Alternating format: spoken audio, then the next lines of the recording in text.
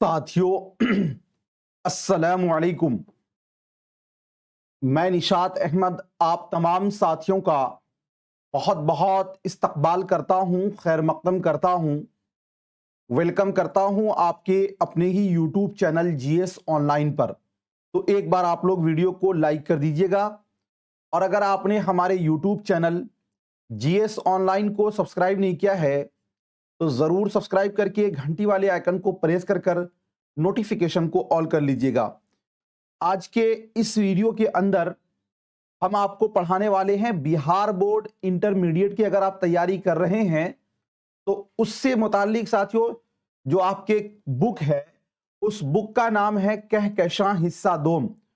कहकशां हिस्सा दोम 12वीं क्लास। देखिए सबसे पहला जो चैप्टर है उस चैप्टर का नाम है नजीर अहमद की कहानी, कुछ मेरी कुछ उनकी जबानी। क्या नाम है चैप्टर का? पहला चैप्टर का नजीर अहमद की कहानी, कुछ मेरी कुछ उनकी जबानी। और ये जो चैप्टर है साथियों ये आपका खाका है। क्या है? खाका। और इसको लिखने वाले हैं मिर्जा फरहतुल्लाह बेग। अब इससे 3 सवाल आपको पूछा जाता है कि मिर्जा फरहतुल्लाह बेग ने मुंदरजा झैल में क्या लिखा, और यही दे देगा आपको, खाका दे देगा। या फिर आपको यह पूछा जाएगा कि उर्दू का सबसे पहला खाका कौन है, तो नजीर अहमद की कहानी, कुछ मेरी कुछ उनकी जबानी। ठीक है ना, ये आप याद रखिएगा। चलिए अगला सवाल है आपसे मजमून जानते हैं, निबंध जिसको बोला जाता है हिंदी के अंदर। यह आपका है मिट्टी का तेल। इसको लिखने वाले हैं ख्वाजा हसन नजामी और ये एक मजमून है। क्या है? मजमून है। ठीक है ना। उसके बाद अगला जो है आपका वो है बाज पुराने लफ्जों की नई तहकीक। बिल्कुल शांति से सुनिए, इतना अच्छे तरीके से सुनिए कि अभी याद हो जाए, फिर दोबारा वीडियो देखिएगा याद हो जाएगा। ठीक है ना जी, हमारी कोशिश भी यही है। दूसरा जो आपका है वो है जी मिट्टी का तेल।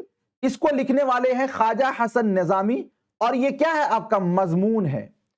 तीसरा जो चैप्टर है आपका वो है बाज पुराने लफ्जों की नई तहकीक। क्या है? बाज पुराने लफ्जों की नई तहकीक। इसको लिखने वाले हैं सैयद सुलेमान नदवी और ये भी मजमून है। याद रखिएगा, कभी कभी पूछा जाएगा मुंदरजा झैल में मजमून कौन है या सैयद सुलेमान नदवी की लिखी हुई मजमून कौन सी है, तो बाज पुराने लफ्जों की नई तहकीक। इंशाइया क्या है? इसको वजीर आगा ने लिखा है और यह भी आपका मजमून है। उसके बाद देखिए इंशाइया जो है आपके चैप्टर मतलब बुक के अंदर एक ही है, वो है जे हिजरत। क्या है? हिजरत नाम से क्या है? इंशाइया है, जिसको अहमद जमाल पाशा ने लिखा है और ये क्या है? इंशाइया है।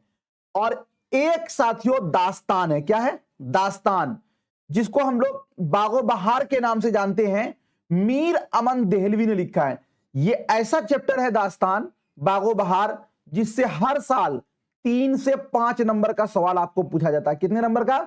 3 से 5 नंबर का सवाल आपको पूछा जाएगा। उसके बाद आपने समझ लिया दास्तान के बारे में।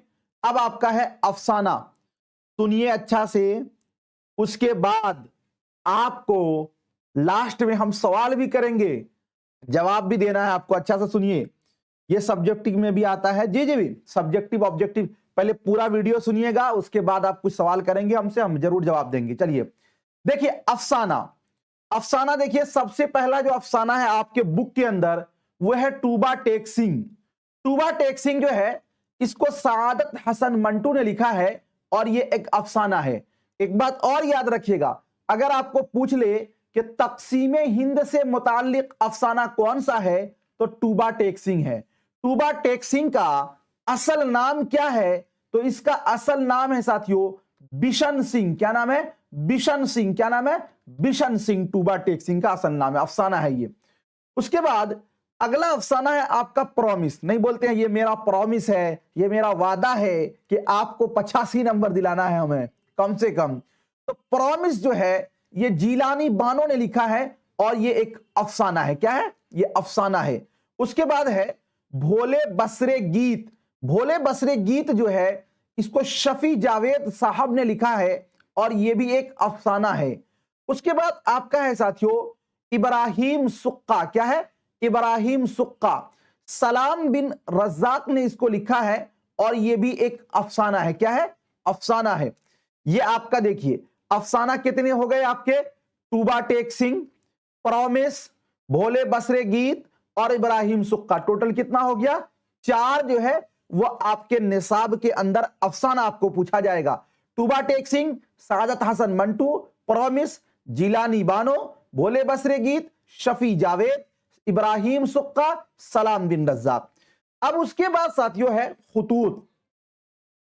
आप लोग जीके पढ़े होंगे कि हमारे भारत के सबसे पहले शिक्षा मंत्री जो थे वो मौलाना अबुल कलाम आजाद थे। देखिए एक है एपीजे अब्दुल कलाम।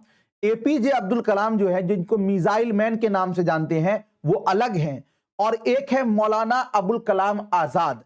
अबुल कलाम आजाद उनकी साथियों बड़ा योगदान था किसमें? हमारे देश को आजाद कराने में। तो मौलाना अबुल कलाम आजाद हमारे भारत के सबसे पहले शिक्षा मंत्री थे, ठीक है ना। और हर साल उन्हीं की याद में 11 नवंबर को, याद रखिएगा कब?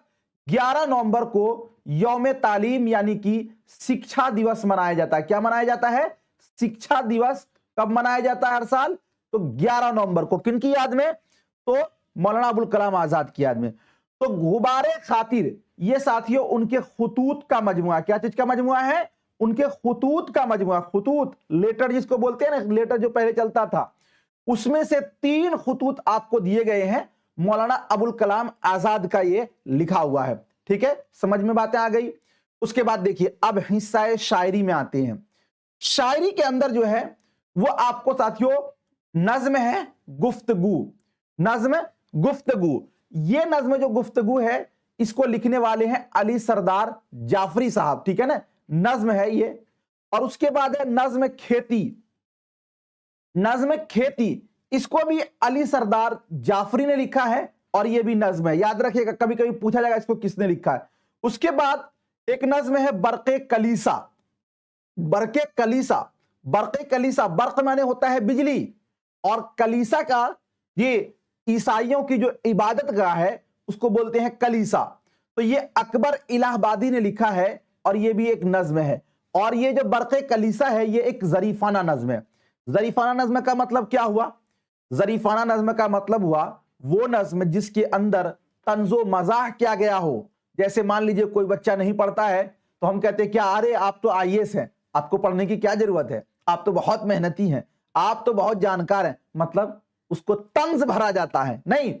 तो वैसे ही नज्म को साथियों क्या बोला जाता है? जे अगर नज्म में वैसी कोई चीज हो तो वैसे नज्म को बोलते हैं जरीफाना नज्म, ठीक है ना। तो ये बरक़े कलीसा जो है ये आपका जरीफाना। आपको पूछा जाएगा कि मुंदरजा झैल में जरीफाना नज्म कौन सी है, तो याद रखिएगा बरक़े कलीसा। क्या? बरक़े कलीसा। उसके बाद आपका है मुतशाइर। क्या? मुतशाइर। ये भी एक जरीफाना नज्म है जिसको जफर कमाली साहब ने लिखा है और ये भी क्या है? एक नज्म है। उसके बाद आपका खेती, हाँ जी जी, ये आपका खेती अमीक हनफी ने लिखा है। सॉरी, ये इसको सही कर लेंगे, अली सरदार जाफरी नहीं, इसको अमीक हनफी कर लीजिएगा। और अली सरदार जाफरी की एक और नज्म है, मैं उसको अभी बताता हूं आपको। अमीक हनफी साहब ने लिखा है खेती को, ठीक है। चलिए ठीक है, इसको सुधार कर लीजिएगा। खेती जो नज्म है उसको अमीक हनफी साहब ने लिखा है, ठीक है। चलिए उसके बाद साथियों हम नहीं जानते जो नज्म है वो एक ट्रांसलेट किया हुआ है, तर्जमा किया हुआ है, जो कि यूजीनो मोंताले का लिखा हुआ नज्म है जी, ठीक है ना। अब उसके बाद देखिए गजल। गजल के माना होता है औरतों से बातें करना, और जो गजल आपके चैप्टर में है उसमें से कौन कौन सा अहम है देख लीजिए आप जी, ध्यान दीजिएगा। दायम पड़ा हुआ तेरे दर पर नहीं हूं मैं, ये एक पहला नज्म है, गजल है आपके इसमें, जिसको कि मिर्जा असदुल्ला खान गालिब ने लिखा है और ये एक क्या है? गजल है। उसके बाद आगे ध्यान दीजिएगा जी, सब कहां कुछ लाला ओ गुल में नुमाया हो गई, इसको भी मिर्जा असदुल्ला खान गालिब ने लिखा है और ये भी आपका क्या है? गजल है। अदब ने दिल के तकाजे उठाए हैं क्या क्या, अदब ने दिल के तकाजे उठाए हैं क्या क्या, ये भी यगाना चंगेजी ने लिखा है और ये एक गजल है। जब मैं ये चैप्टर पढ़ाऊंगा ना तब फिर आपको बताऊंगा कि यगाना चंगेजी का असल नाम क्या है, गालिब शिकन किसको कहा जाता है, अभी आपको इतना सा याद रखना है। उसके बाद आगे है 20वां जो चैप्टर है आपका, मुझे दिल की खता पर यास शर्माना नहीं आता, ये भी यगाना चंगेजी का लिखा हुआ है और ये भी क्या है साथियों, गजल है। उसके बाद है उस पर भी दुश्मनों का कहीं साया पड़ गया, ये लिखा हुआ है खलीलुर रहमान आजमी का और ये एक गजल है। हम बांसुरी पर मौत की गाते रहे नगमा तेरा, ये एक गजल है खलीलुर रहमान आजमी का और ये क्या है, एक गजल है, ठीक है ना। उसके बाद देखिए क़त्ए तारीख, क़त्ए तारीख जो है वो आपका दो है आपके सिलेबस के अंदर, एक है गमे अरशद जो अता काकवी का लिखा हुआ है क़त्ए तारीख, और दूसरा है दो तारीखें वाहिद नजीर साहब का लिखा हुआ है, और एक है आपके सिलेबस में मरसिया।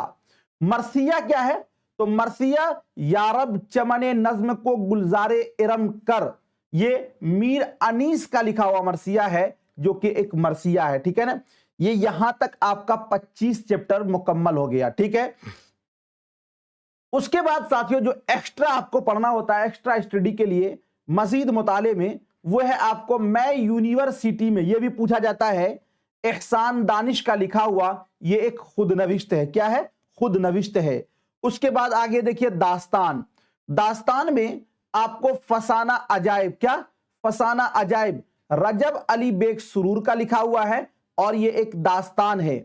और उसके बाद मजीद मुताले के अंदर एक अफसाना और आपको पढ़ना है जिसका नाम है क्वार्टीन, जो कि राजेंद्र सिंह बेदी का लिखा हुआ है और ये एक अफसाना है। उसके बाद है खुतबा, खुतबा का मतलब लेक्चर, जो कि कामिल इनकलाब नाम से है, जयप्रकाश नारायण के नाम से लिखा है, जयप्रकाश नारायण ने साथियों इसको लिखा है और ये खुतबा है, तो लिखा नहीं बल्कि ये खुतबा जो है जयप्रकाश नारायण का था, ठीक है ना।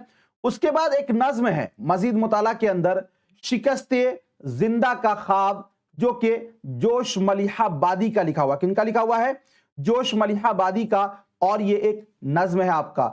उसके बाद एक नज्म है आवारा, आवारा जो नज्म है असरारुल हक मजाज साहब का लिखा हुआ है जो कि नज्म है। अब उसके बाद देखिए गजल, गजल में साथियों है अगर बाहर अब्स के घर सो मोहन यक कदम निकले, ये वली दकनी का लिखा हुआ गजल है जो आपको पढ़ना है। और कोचे यार ऐन कासी है, वली दकनी का ही लिखा हुआ गजल है।